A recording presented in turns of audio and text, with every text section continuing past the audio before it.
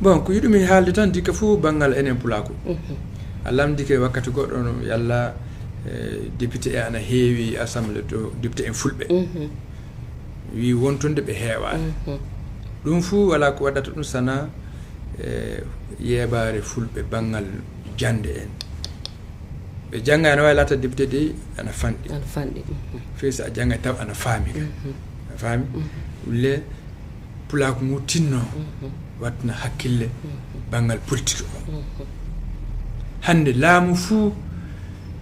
mu yuuda wala maire yako wala député yako wala président yako wana hunu fu ko wawa hokkude sana lawol politique o hay yimbe heew ana miila so wi'ama naati e politique ta anka a laatike peno a laatike gujjo a laatike le pulako ngu ana hani ittude dum e hakkille mudum faami pati be yebo bangal laabi politique de illa commune ngaaji di te maire et conseil bamete to parce que ton ka be batti tonno marobe e dura futo ngonno pati be watta horma be sera parce que nukku fu te hala surbaba halte kadi be koyno ko e mabbe eyo pati be koyno ko e tawe hen sa awala ton hono ko bamete dum gidal ma wawa tawe ton waaw fami waaw min anni hitan lato maire ngonkoro fa jon an heddi jaati commune ngaaji sappo e didi woni commune bankas so ni wala ngonkoro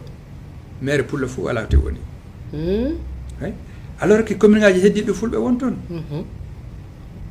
mais ko buri hewde fu yimbe be dum watta dum haaji mabbe do jangobe jeeyi do non mo jangay an way lata député an way lata de maire an way lata de conseil communal fami ulle min tewtra pulako ngu pati be yebo laabe politique di wadde politique kanyo a neddo fenode a neddo mo holnaake ndu wala goto fami politique ko tawiri ma dum joppirte sa addima an heddiri dima kuma tan politique wawa ittude dum sa feno du penani beyto jaati fami ulle min tewtra pulako ngu be tinno be watna hakkille bangal jande bangal andal fami bangal hunu fu ko woni lawol suudu baba pati wada hoore mabbe hobbe e nokkuji be parce que mi yi fulbe fete jiyato jaati be wada hoore mabbe hobbe fami kambe kabe wototobe tan be tewtata wotinade tawa ton rombe jiya ton be lima ton be mawni mais so hala wote wari tan be tewta kambe hoore natude e bureau communal o mako nande e député ko